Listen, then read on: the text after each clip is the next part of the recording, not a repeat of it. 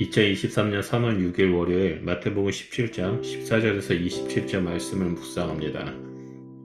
예수님과 세 제자들은 산에서 내려와 다른 제자들과 합류합니다. 산에서 내려온 예수님 앞에 한 사람이 나와 엎드려 간청합니다. 그에게는 질병으로 고통하는 아들이 하나 있어 말할 수 없을 만큼 절박한 심정으로 간청합니다. 그는 9 제자들에게 아들을 데려가 고쳐주기로 간청했지만 능히 고치지 못했다고 전합니다. 10장을 보면 제자들이 이미 귀신을 쫓고 병을 고치는 권능을 부여받은 것을 알 수 있습니다. 하지만 이번에는 제자들이 귀신을 내쫓지 못합니다. 예수님은 제자들에게 믿음이 없고 패역한 세대여 라는 충격적이고 강한 어조로 책망합니다.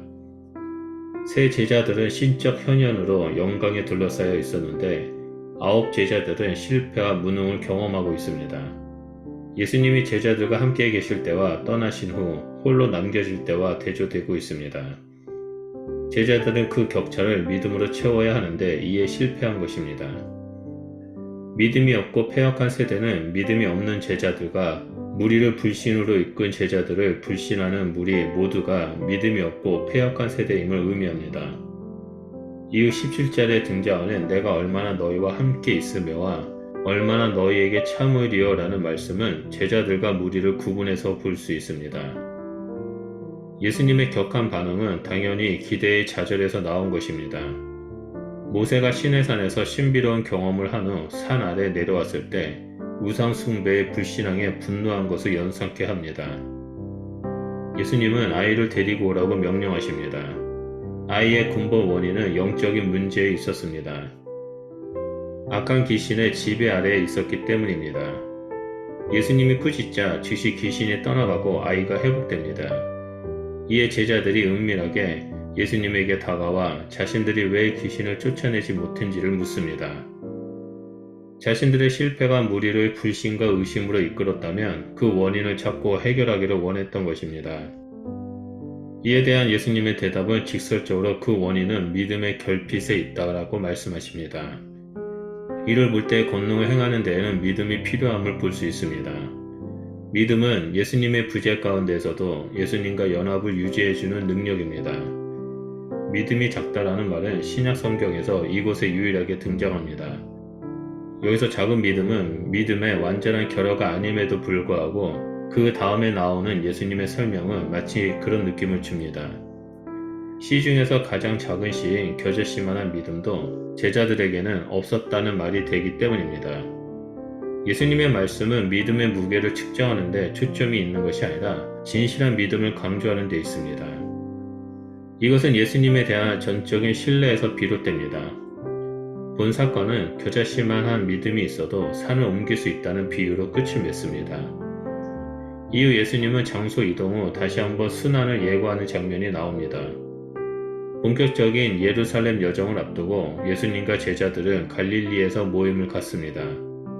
거기서 자신이 사람들의 손에 넘겨질 것과 죽임을 당한 후 제3일에 살아날 것을 말씀하십니다. 첫 번째 순환 예고에서는 종교 지도자들에게 고난받을 것을 표현하셨다면 이제는 그들의 손에 넘겨진다고 말씀하십니다. 그러자 제자들이 매우 근심합니다. 여전히 예수님의 부재를 두려워하고 있는 것입니다.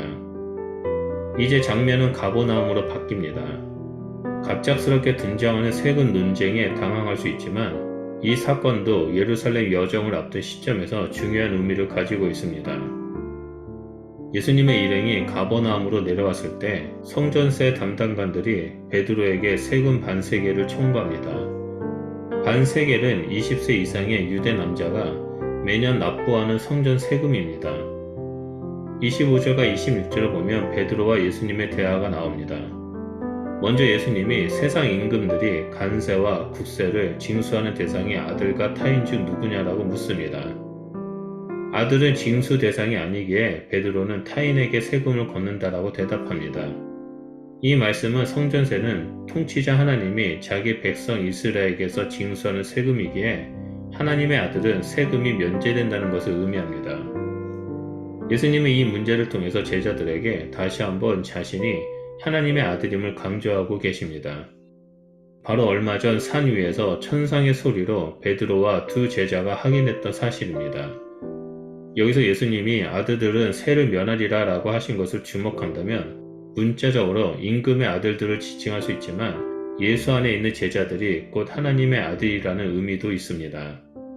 제자들 역시 세금의 진수가 아닌 면제의 대상으로 하나님의 가족관계에 묶여 있습니다. 예수님은 하나님의 아들이시니 성전세를 내지 않아도 되었습니다. 하지만 세상이 실족하지 않도록 세금을 내기로 하십니다.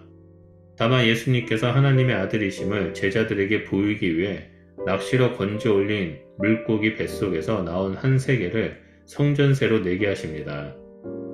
세상의 법을 따르되 세상의 법을 뛰어넘는 예수님의 방식인 것입니다. 오늘 본문 말씀처럼 우리는 예수님과 늘 동행하는 제자이며 하나님의 자녀입니다. 그럼 우리에게 필요한 것은 바로 참된 믿음입니다. 참된 믿음은 예수님과 연합을 유지해주는 능력입니다. 우리가 믿음의 길을 걷는다는 것은 지금 예수님과 연합하여 함께 이 세상에서 나그네의 길을 걷는다는 것을 의미합니다. 또한 이런 믿음의 소유자는 세상, 즉 이웃들이 실종하지 않도록 의무를 다해야 합니다. 연약한 자와 하나님 나라를 위해 배려하고 존중하며 책임을 다해야 합니다. 오늘 묵상 말씀처럼 하나님의 자녀된 우리 성도님들은 믿음으로 예수님과 연합하고 이웃을 그리스도의 사랑으로 배려하고 존중하며 섬기는 삶을 살아가는 하루가 되시길 바랍니다. 그럴 때 우리 안에 있는 참된 믿음과 사랑이 이웃들에게 흘러가게 될 것이고 하나님의 나라는 확장될 것입니다. 기도하겠습니다. 하나님 감사합니다. 우리를 믿음의 사람, 하나님의 자녀, 예수 그리스도의 제자로 불러주셔서 감사드립니다. 믿음은 예수님과 함께 연합하는 것임을 오늘 말씀을 통해서 볼 수 있게 해주셔서 감사드립니다. 우리가 지금 어디에 있든지 무엇을 하든지 어디로 가든지 예수님과 연합된 자로서 살아가는 자임을 잊지 않게 하시고 예수님 앞에서 거룩함으로 날마다 서 있는 자가 될 수 있도록 성령 하나님 우리 가운데 역사하여 주셔서 우리는 이 땅에서 믿음의 길을 걸어갈 때 예수님과 연합하는 자로서 예수님의 형상을 드러내는 그리스도인이 되겠습니다. 하나님 우리의 삶을 통해서 큰 영광 받아주시고 하나님의 뜻이 이루어지는 놀라운 일들이 일어날 수 있도록 일하여 주시옵소서. 우리와 함께 해주심을 감사드리며 예수 그리스도의 이름으로 기도드립니다. 아멘.